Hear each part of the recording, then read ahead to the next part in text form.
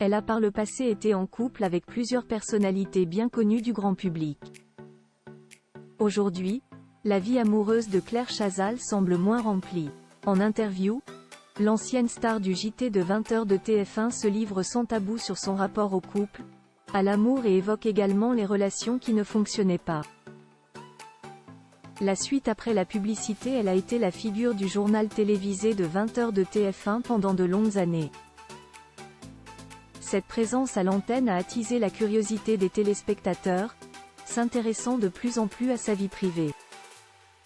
Et Claire Chazal ne cesse pas cachée d'avoir vécu de belles histoires d'amour, notamment avec Patrick Poivre des Arvor, lui aussi star du JT.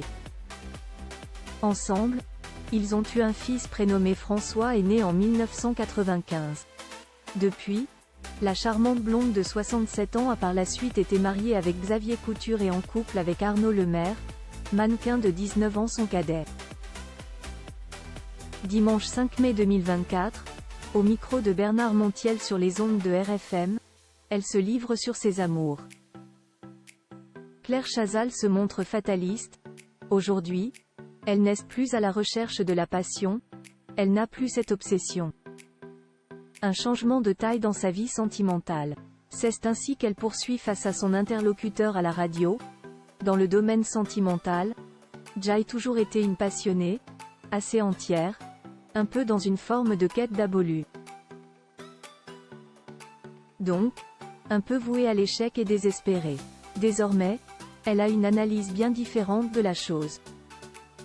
Celle qui a candidaté au poste de ministre de la Culture s'est fait une raison. Je crois qu'il faut accepter la routine, et l'habitude, le désir qui s'en va un peu. Claire Chazal célibataire assumait des déclarations qui font réagir Bernard Montiel. Le chroniqueur de Cyril Hanouna dans Touche pas à mon poste regrette que Claire Chazal se montre un peu défaitiste, ce qui pourrait alors mener à des relations forcément vouées à l'échec.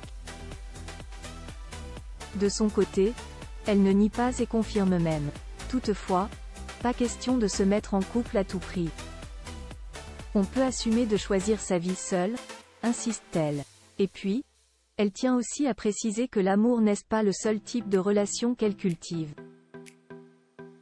L'amitié c'est précieux. Là, il y a une stabilité, il y a une fidélité, c'est beaucoup plus doux.